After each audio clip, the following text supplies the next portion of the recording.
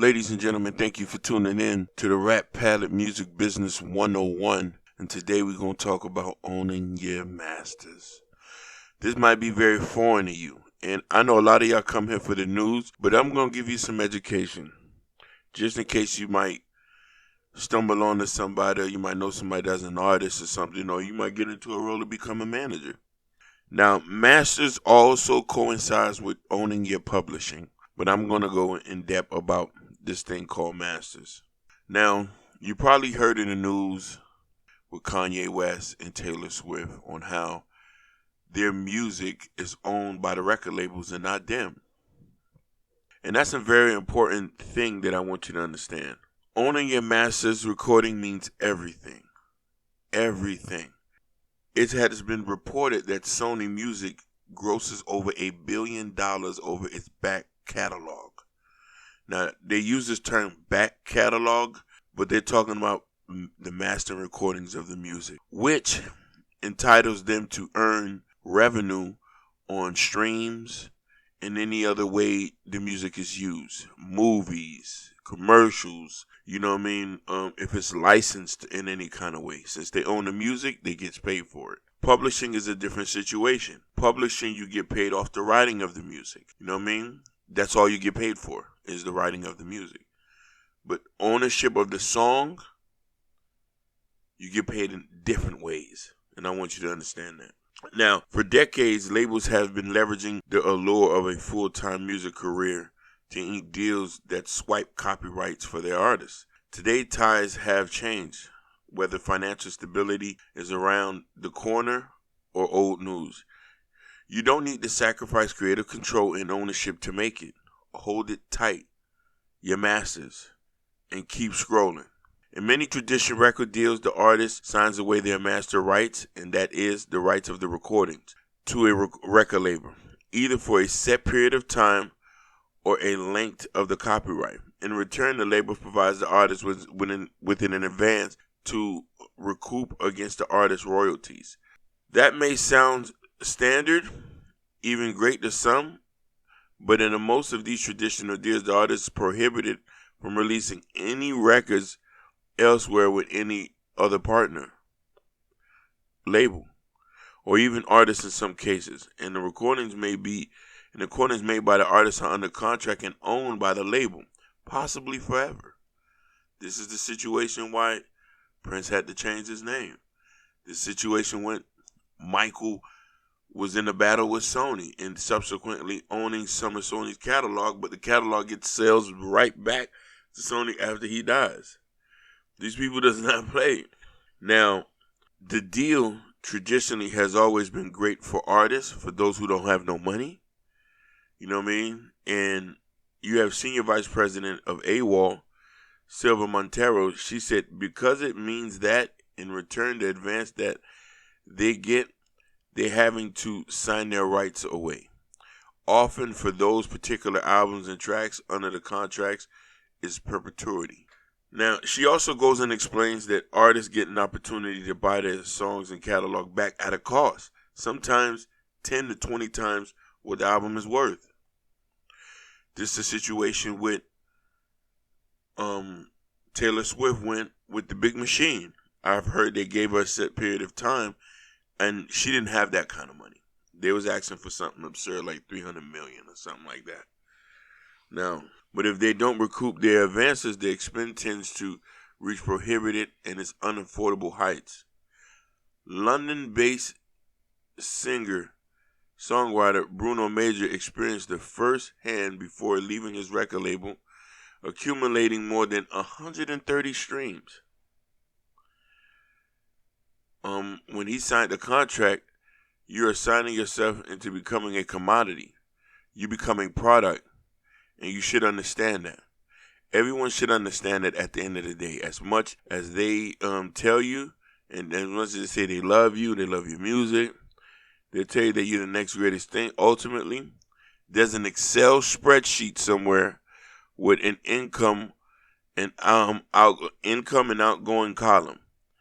And if that is not balanced and in the green, ultimately, they're not your friend. By owning your master recordings, you keep creative control, and you're free to release music however you want, whichever channels you choose.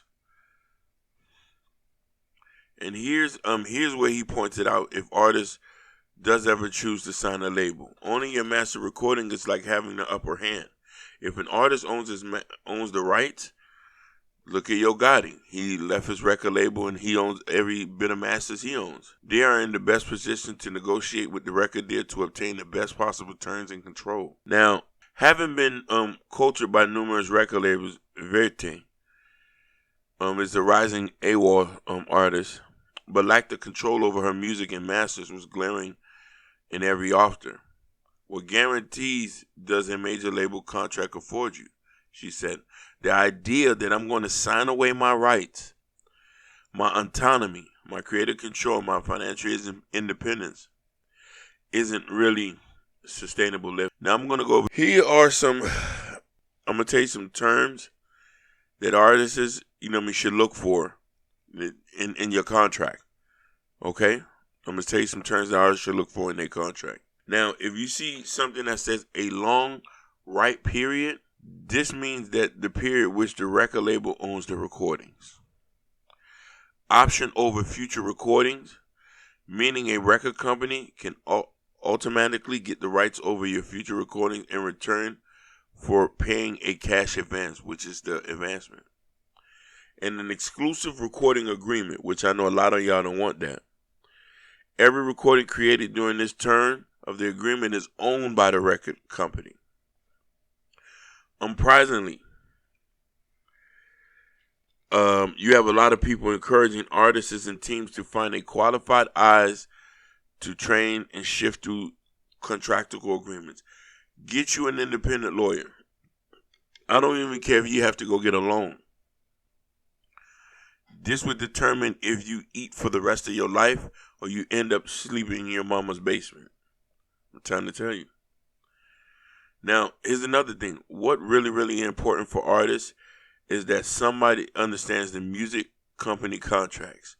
So a legal representative of some descriptions reads in what the term makes it really clear what's being offered. If they're being offered a big advance in a 5-year term to cover a certain number of album recordings and track recordings, then they need to look at what happens at the end of the term of that contract. Do the rights revert to them or do they stay in the label? That's possibly one of the most important things you got to look for. Meaning in layman's term is if you get a contract and after a certain period of time, do you get your publishing and your masters back? Some deals are like that.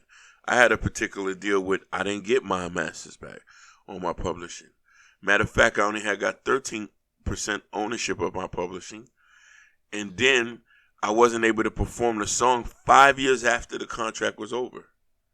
That's why I chose to go independent. Here's the thing. The upside of owning the lifetime copyright values, which typically towers over upfront advances. Successful creators that have the freedom control to sell their rights down the line, if they choose so, for a maximum windfall, no matter what. It's crucial to consider what you gain. Marketing strategy, tour support, promotion priority, versus that you lose giving up even a portion of your rights, no matter what your status is. It's worth exploring, evaluating all options. A safer alternative. This is I'm going to give you another tip, is licensing. I would advise any artist to, if possible, licensing your recordings for a limited period of time rather than giving up the rights of the life of the copyright. You can get a deal where you can license your music to the record label for a certain period of time and they can eat, you can eat, and we all good, but don't give up your rights. Okay? Now, I hope that, because I went over for 10 minutes, I was banging on this one. But yeah, I hope you get a better understanding. So keep your masters. Do not sell them. You know what I mean? Don't end up like Prince, Taylor Swift, Kanye. You know what I mean? It's a number of people. And there's a number of people who own their masters. A lot of y'all didn't know. Ray Charles owned their masters. Sam Cooke owned their masters. They own their own record label. You feel me? I hope this was helpful, and stay tuned for the next music business show. And this is the Rap Palette out. Peace.